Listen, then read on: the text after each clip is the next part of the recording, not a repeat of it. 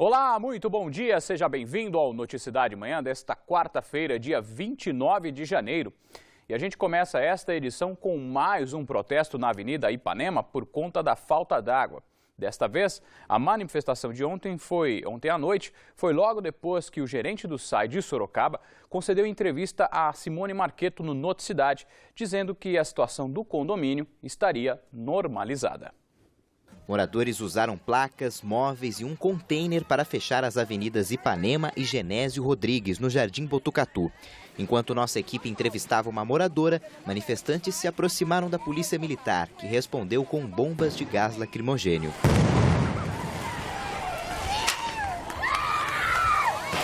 Os moradores se afastaram. Entre eles, havia crianças e adolescentes. Não estamos lutando contra a polícia nenhuma para ele jogar lá gás desse jeito na gente. A gente está lutando por direito nosso.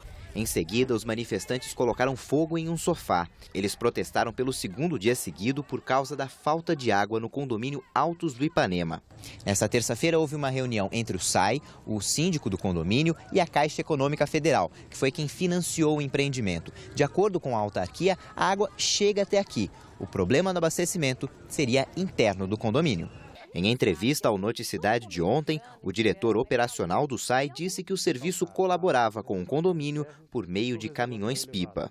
O SAI hoje, a pedido da Caixa Econômica, interviu tentando ajudar com caminhões-pipas e ajustando o sistema de bombeamento interno como medida de paliativa, mas foi a título de colaboração com a Caixa Econômica. Os moradores reclamam que a água enviada não foi suficiente. Eles também protestam contra a prefeitura porque alguns habitantes vieram para cá depois de terem sido retirados de áreas de risco na cidade. E agora enfrentam mais problemas. Muitas pessoas estão na área de risco, certo?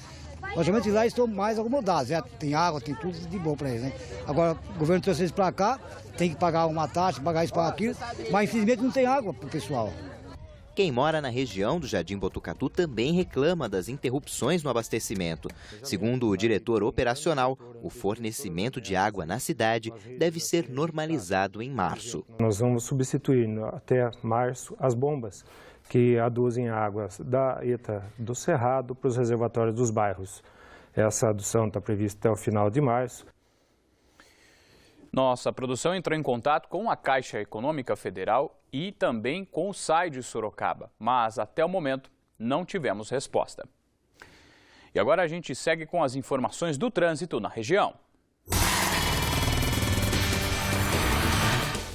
7h05, atenção ao motorista que vai passar pelo centro de Sorocaba a partir de agora, ou melhor, a partir de hoje, a rua Manuel José da Fonseca vai ser interditada devido a obras no asfalto.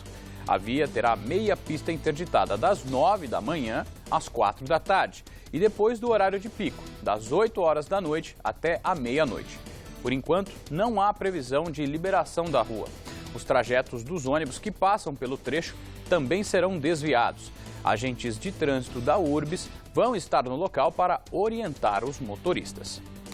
Outras informações sobre a movimentação dos veículos nas principais ruas, avenidas e rodovias da região, a gente vai saber agora com o Pedro Leão. Bom dia, Pedro. Bom dia, Fernando. Bom dia a todos que acompanham a Noticidade Manhã. Hoje eu estou aqui na Avenida Afonso Vergueiro, na altura da Praça da Bandeira. Como podemos ver o trânsito neste momento, olha só, é tranquilo, mas com um pouco mais de intensidade de carros em direção à Avenida Dom Aguirre, no sentido contrário, quem pretende seguir em direção à zona oeste da cidade ou também seguir em direção ao Jardim Santa Rosália não vai encontrar dificuldades. E agora a situação das rodovias. Os motoristas com destino a São Paulo nesta manhã precisam ficar atentos. A rodovia Castelo Branco tem a pista expressa fechada do quilômetro 23 ao 16. De acordo com a concessionária que administra o trecho, estão sendo feitas obras emergenciais na rodovia. Já nos sistemas Anhanguera Bandeirantes e na rodovia Raposo Tavares, os motoristas encontram lentidão na chegada a São Paulo. No sentido interior, o trânsito é livre. E ontem à noite, um homem de 30 anos e uma adolescente de 16 morreram em um acidente no quilômetro 107 da rodovia SP-79, que liga a Piedade a Votorantim. A mãe e a irmã da jovem, que também estavam no veículo, sofreram ferimentos graves e foram encaminhadas ao hospital regional. Segundo a polícia rodoviária, o acidente aconteceu depois que um motorista invadiu a pista contrária e atingiu o carro das vítimas. Olha, Fernando, agora a gente muda um pouco de assunto, porque nesta terça-feira nós mostramos a importância da proteção contra os raios durante as chuvas. Para se ter uma ideia, o estado de São Paulo é o que mais registra mortes por conta dessa situação no Brasil. Por isso é sempre bom relembrar cuidados como evitar campos abertos, praias, rios e, claro, nunca se abrigar debaixo de uma árvore. E na reportagem de hoje sobre o tema, nós vamos mostrar uma orientação para os motoristas que dirigem na chuva. Vamos conferir. Qual a atitude certa a tomar em dias de chuva? Reduzir a velocidade, legal, né? E não buscar frenagem brusca, né? Manter a distância. Eu vou devagar. Quando trafegar na rodovia, os cuidados devem ser ainda maiores, principalmente nos temporais. Chuva muito forte, não tem condições de seguir viagem. Procurar uma área de segurança. Nunca parar sobre faixa de rolamento ou acostamento. O que seriam as áreas de segurança? Um posto de gasolina ou as áreas de apoio, as bases das concessionárias ou as bases do policiamento rodoviário. Ao se arriscar na chuva, é fundamental também evitar passar por inundações, porque senão o prejuízo pode ser grande. Você pode pegar a água, entrar no filtro de ar e entrar na câmara de combustão e dar um calço hidráulico, e isso a garantia não cobre e nem a seguradora cobre. Muito mais do que obedecer a todas essas regras em períodos de chuva está em manter a manutenção do seu carro em dia. Por isso é importante observar os faróis, pneus e palhetas do carro. O pneu tem uma vida útil, seja em quilometragem ou em tempo. Um pneu hoje, a maioria dos fabricantes hoje recomenda assim 3 anos. E o outro mais comum, que é a quilometragem e o desgaste. Todos os fabricantes hoje têm um índice chamado TWI, que todos os pneus têm. E é um indicador fácil de ver, visualmente você vê, nos 4 pneus você pode dar uma olhada. As palhetas nesse período de sol, você não usa, ela resseca. Preventivamente você pode passar um pano úmido nesse período. Caso não surta o efeito, você tem que trocar a palheta. Faróis sempre ligados, faróis baixos, faróis altos, nunca. E na reportagem de amanhã sobre chuva, nós vamos falar dos cuidados necessários com a utilização de aparelhos eletroeletrônicos durante os fortes temporais. 7h12, 2 menores de 15 e 17 anos e 2 jovens de 18 e 19 anos foram detidos suspeitos por tráfico de drogas no bairro Santa Gertrudes, em Jundiaí. Segundo a Polícia Civil, com eles foram encontradas 1.200 porções de crack e cocaína. Ainda segundo a polícia, o grupo já foi identificado em mais de 10 roubos e furtos à residência e vários objetos foram apreendidos. Outras 3 operações foram realizadas no bairro em 2 meses. Ao todo, 8 pessoas foram presas e 23 quilos de drogas apreendidos. Ainda em Jundiaí, o homem que matou o sobrinho no fim de semana se apresentou à polícia. Segundo o delegado que cuida do caso, o suspeito contou que o neto dele queria assistir televisão, mas a vítima se negou a abaixar o volume do som. Houve discussão e, segundo o suspeito, o sobrinho partiu para cima dele com um ferro de passar roupas. Por isso, o homem agrediu Júlio César. O suspeito fugiu com 2 netos, de 8 e 10 anos. O delegado informou que as crianças foram deixadas na casa de uma irmã do suspeito. Por ter se apresentado à polícia, o homem agora vai responder em liberdade. E a Prefeitura de Campo Limpo interditou mais um desmanche. Desta vez foi na zona rural da cidade, na estrada da Bragantina. Carros desmontados ocupam a estrada de acesso para a chácara onde fica o ferro velho. Os veículos, na maioria com mais de 30 anos de fabricação, também estão espalhados pelo terreno. Alguns foram tomados pela vegetação, sinal de que estão aqui há muito tempo. São peças enferrujadas, a maioria teve a numeração raspada de acordo com a Prefeitura. No chão, tem vidro moído. O Poder Municipal havia recebido uma denúncia sobre as condições do local. A interdição foi acompanhada pela Guarda Municipal e pela Polícia Militar. O proprietário deve ser multado pela Polícia Ambiental e pelo Executivo. De acordo com a Prefeitura, esse terreno não pertence ao dono do desmanche. O local foi invadido. Além disso, é uma área de preservação ambiental. Esse espaço aqui não poderia ser utilizado para nenhuma atividade comercial. A partir desta quarta-feira, todo o material será retirado. Provavelmente vai mais uma semana de guincho, de tratores. Semana passada a gente trabalhou em cerca de 50 pessoas, então eu estipulo aqui mais umas 50 pessoas para trabalhar também. Este mês, também em Campo Limpo, autoridades fecharam 6 desmanches de um outro homem, conhecido como Rei das Peças. Ele teria invadido os terrenos que ocupava para armazenar os produtos. O valor de todo o material é estimado em R$2 milhões. Ele foi autuado por crime ambiental. Uma lei municipal proíbe o funcionamento de desmanches em Campo Limpo. O cerco a esse tipo de estabelecimento vem aumentando em todo o estado. No início do ano, o governador Geraldo Alckmin sancionou uma lei que exige que os desmanches devem atualizar anualmente um cadastro no Detran e que devem ter o registro das peças e dos veículos desmontados. A lei também exige condições ambientais adequadas para o funcionamento da empresa. Quem não cumprir deverá pagar multa entre R$10 e R$30 mil.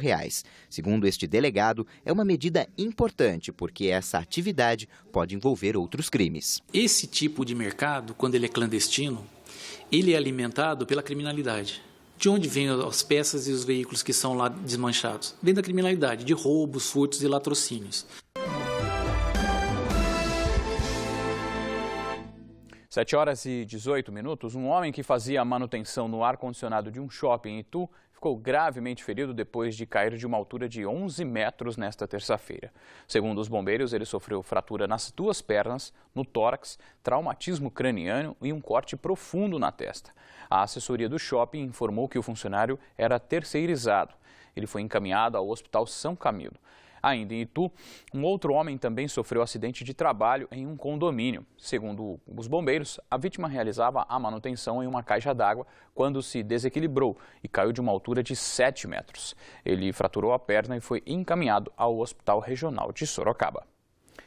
Após a aprovação de lei que proíbe o uso de animais em testes de produtos cosméticos, ativistas de Sorocaba se sentem vitoriosos. A discussão agora é sobre o uso dos bichinhos em testes de medicamentos. João comemora. Ele é presidente de uma ONG que cuida dos direitos dos animais e está otimista com a possibilidade do fim da exploração animal em todo o país. Eu creio que é uma tendência natural a partir de agora, né? E, inclusive, o objetivo dos ativistas é que consigamos uma lei federal. Pelo menos no estado de São Paulo, isso já é uma realidade. A notícia foi divulgada pelo governador Geraldo Alckmin. Entendemos que se deve ainda trabalhar por uma lei nacional, mas o fizemos porque há métodos alternativos à utilização de animais, como testes in vitro e metodologias utilizando até computadores. A Lei 777, válida em todo o estado, proíbe o uso de animais para testar, desenvolver ou experimentar produtos de limpeza, de higiene pessoal e também perfumes. A instituição que insistir poderá pagar R$1 milhão por animal e ainda ter o valor dobrado em caso de reincidência. Agora, a torcida é para que todo produto tenha indicação na embalagem do uso ou não de animais. Na verdade, isso é um direito do consumidor, saber para ele poder optar se ele quer comprar aquele produto ou não. A presidente da Comissão de Direitos dos Animais da OAB afirma que a população foi fundamental para a sanção da nova lei. Participaram vários estudiosos, várias ativistas, fizeram a muitas mãos e a população participou, ela está consciente hoje. As pesquisas para desenvolvimento de medicamentos ainda são válidas. A professora Marli é contra o uso de animais para fins cosméticos. Ela é coordenadora do Laboratório de Toxicologia de uma universidade em Sorocaba, financiado pelo governo federal. Uma estrutura completa foi montada para trabalhar com ratos e exclusivamente para a cura de doenças. Trabalhamos com as gestantes, então fica muito difícil você reproduzir isto em cultura de células. É claro que nós fazemos uma cultura de células prévia, testes toxicológicos in vitro, antes de vir para o teste de animal, para reduzir ao máximo o número de utilização desses animais. Os animais não são criados no local. Quando há necessidade, a compra é feita de fornecedores certificados. Só assim os testes são realizados. Quando ele vem para cá, então ele passa por um processo de adaptação e nós temos todos os cuidados de higienização com esse animal. A polêmica amplamente divulgada começou após a invasão do Instituto Royal em outubro do ano passado em São Roque. Depois de acampar em frente ao laboratório, manifestantes invadiram a empresa e levaram 178 cães da raça Beagle, que eram usados como cobaias. Agora nós vamos a São Paulo, na redação do SBT Manhã, para saber os destaques desta quarta-feira com Patrícia Rocha. Um malabarista que trabalhava no cruzamento da Avenida Paulista com a Rua Bela Sintra, no centro de São Paulo, foi esfaqueado numa tentativa de assalto. Luciano Vieira Carvalho, de 25 anos, estava acompanhado da namorada quando surgiram outros 3 artistas de rua. Um dos rapazes aproveitou um descuido dele e mexeu na bolsa do artista, que estava na calçada. Após uma discussão, o suspeito esfaqueou o malabarista. Luciano, que neste vídeo aparece fazendo malabares, foi atingido no peito. Uma equipe dos bombeiros foi chamada e levou a vítima para o Hospital das Clínicas, onde foi operado e permanece internado. A Polícia Militar fez buscas pela redondeza e conseguiu prender o agressor. Sadraque da Silva já tinha passagem pela polícia por furto. 7h25, o recado agora é para os alunos que participam das escolinhas esportivas em Salto. A partir desta quarta-feira começam as rematrículas para aqueles que participaram das atividades em 2013 e pretendem continuá-las este ano. Sobre o assunto, a gente volta a falar com o Pedro Leão. Fernando, todos devem se rematricular até o dia 7 de fevereiro, senão podem perder a vaga. E sobre este assunto eu converso agora com Gustavo Henrique Prado Barbosa, chefe do setor da Secretaria Municipal de Esportes.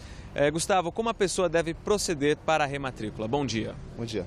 As pessoas devem procurar diretamente seus professores, munidos de um atestado médico recente, no período de hoje até o dia 7 de fevereiro. E as pessoas que quiserem se inscrever pela primeira vez, como elas devem proceder? Elas devem procurar diretamente a Secretaria de Esportes, que fica na Avenida Dom Pedro II, número 17, no centro. Eles devem estar munidos de um atestado médico recente, uma foto 3x4, uma cópia do RG e a cópia do comprovante de endereço. Existem modalidades para todas as idades? Isso, nós temos diversas modalidades. Modalidades voltadas à terceira idade, como pilates, natação, musculação, e voltadas para crianças e adolescentes, como tênis de mesa, ginástica artística, judô, e as modalidades mais tradicionais, como futsal, handebol, basquete. Essas modalidades duram um ano inteiro? Duram o ano inteiro. Começam agora logo depois das inscrições e vão até o comecinho de dezembro. Ok, muito obrigado pelas informações. As inscrições para quem deseja fazer as aulas pela primeira vez devem ser feitas a partir do dia 10 de fevereiro na Secretaria de Esportes, que está localizada na Avenida Dom Pedro II, número 17. Fernando. Obrigado, Pedro. Agora são 7h27. A gente fala agora do tempo, que continua quente em toda a região e a previsão para hoje é de muito mais sol. A gente vê imagens ao vivo de Sorocaba, onde as temperaturas devem variar entre 20 e 34 graus. Calorão, hein? Confira como fica o clima em outras cidades.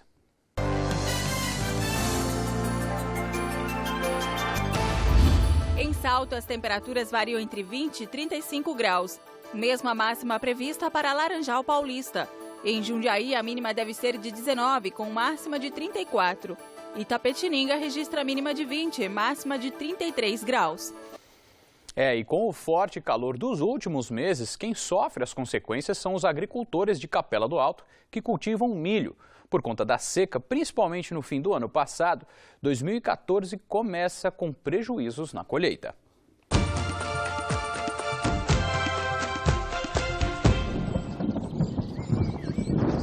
As nuvens chegaram tarde. A falta de chuva durante todo o mês passado trouxe este resultado: uma plantação inteira de milho perdida. Só para se ter uma ideia, de acordo com a Casa da Agricultura de Capela do Alto, em dezembro chove em média na cidade 120 milímetros. Só que este último mês de 2013 choveu 45, ou seja, só 1/3 do que era esperado. Capela do Alto, cidade que está entre as maiores produtoras de milho do estado de São Paulo, perdeu no total praticamente 40% da safra. No início do ano passado, foram colhidas 14 mil toneladas de milho verde e 13 mil de milho seco. Neste ano, o número reduziu para 10 mil toneladas do verde e 7 mil de milho seco. Além do produtor deixar de investir, tem todo um trabalho feito atrás disso, né? Tem os plantadores, tem os colhedores, tem os embaladores. Então isso vem trazer danos, né, no gasto do município. Quase toda a população da cidade, 18 mil habitantes, vivem de certa forma da agricultura. Até o vice-prefeito, que também é produtor, sentiu no bolso a falta da chuva. Perca mais ou menos chega aí de 40% até 50%, né, que foi a estiagem que deu no mês de dezembro, né? Choveu muito pouco na região nossa, então praticamente pegou as roças a hora que mais precisava de chuva, né? Apesar da baixa, o preço da tonelada não subiu e custa em média R$ 170. Para tentar minimizar o prejuízo, a solução dos produtores foi transformar o milho de má qualidade em ração para o gado. Para amenizar um pouco o prejuízo. Pois é, participe dos nossos telejornais. Envie sugestões de reportagem pelo site tvsorocaba.com.br ou pelo telefone 15 3238 8804. O Noticidade Manhã fica por aqui. Outras notícias da região você confere logo mais, à 13h, no Manchetes Noticidade, com Nolan Robertos. E a gente encerra esta edição com imagens ao vivo da rua Francisco Scarpa, no centro de Sorocaba. Um ótimo dia para você e a sua família. Saúde e sucesso!